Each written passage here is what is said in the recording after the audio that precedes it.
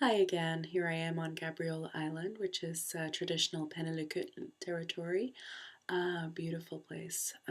Ocean, rocks. It's just spectacular. The ferry rides were spectacular. I'll try to show us some photos or some of the footage I've taken during my brief rambles around so far. Um, so we had our opening session tonight of the Inner Activist, and I'm going to blog it because we actually covered quite a bit tonight. So I don't want to take up too much time during other blogs. I want to keep them moving. So I think it was very interesting. The facilitators are a good group of folks. There's social workers, people who work with kids, former union folks, consultants, diversity, equity, leadership training, a really interesting group of people. There's about 20 of us taking the activist training from all walks of life, including some Kipi sisters, who I was very glad to see.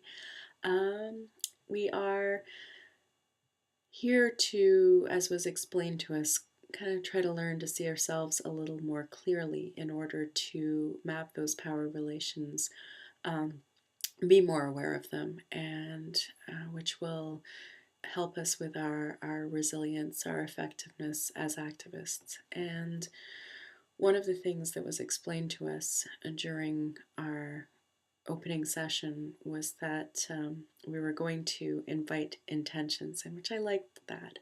Rather than impose rules on us, we were going to invite intentions into the group. And so I'll just kind of run down those because I think you might find them interesting. I certainly did. I wish I had had some of them as activist tools when I was teaching my activism, feminism, social justice class just this past term, or when I've been working with the Occupy movement in Ottawa. So one of the things that we talked about was the idea that everyone is good or doing their best. I know that sounds really naive, but honestly, think about it. We haven't been necessarily, or I shouldn't speak for everybody, I'll speak for myself. I've experienced that people get treated as though their intentions are lousy, that, they are regarded with suspicion. People we regard, and I'm talking here about fellow activists, not about Tories, that we are assuming that people have bad intentions. There I go again, not speaking for speaking for myself. I'm breaking my intentions already. See how hard this is? Um, so the idea that everybody is good and is doing their best is a good starting point. From there it can go downhill, but got to start somewhere. And listening deeply was another intention that we invited into our group. Speaking for yourself, which I obviously need to work on a little bit more. Avoiding judgments, big one, right? Slap those labels on. Uh, Taking risks and making mistakes. Taking risks, particularly, is something that has been a big flag for me in terms of my activism. I just feel like, all of the safe space stuff, we conflate the idea of trying to build and create safe space for ourselves and for each other, with the idea that nobody should ever have to incur any risks or, incur any fright or offense or discomfort. And I don't know how that's going to work, really. You're allowed to make mistakes. They don't get punished. And that's just some, weird Freudian super ego shit that I think we need to stop doing to each other as activists. Honoring boundaries, challenging one another, but teaching gently. Again, that's a biggie for me. I have experienced a great deal of harsh criticism, and it hurts deeply. And it really demoralizes you and saps your energy and makes you feel like you can't do it anymore. And I think that kind of harshness is not justified.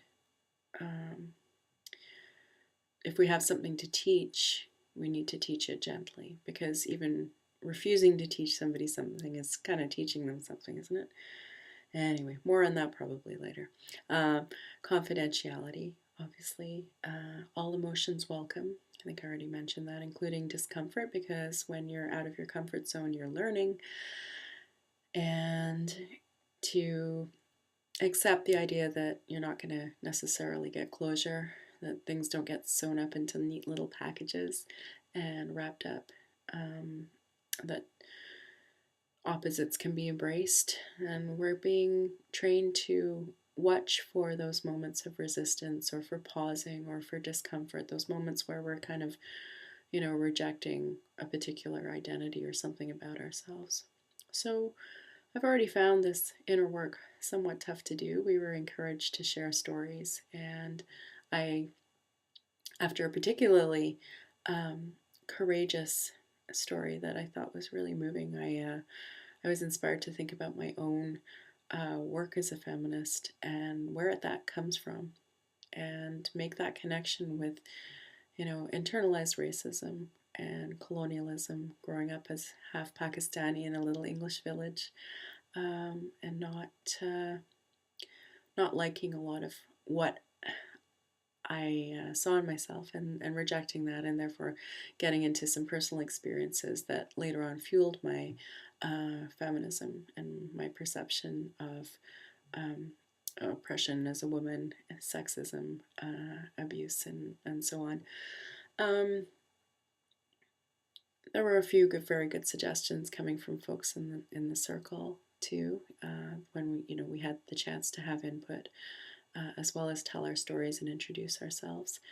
But I think one of the things that we wrapped up with, that I'm going to be thinking about for a while, is what connects you to this work, what keeps you there, whatever activism you're doing, why are you doing it, and what do you love about it, what's keeping you there. And something I haven't thought about very often, actually. Where does your sense of social justice come from? Does it come from your family? Does it come from, experiences of oppression or marginalization or discrimination that you have? And what fuels your desire to fight that, and to be an activist, and to challenge those oppressions? So it was a good start, lots to think about, and I'm pretty wiped. I'm on Ottawa time still, so I'm going to end this blog now and tell you more tomorrow. I hope you found this interesting. Good night.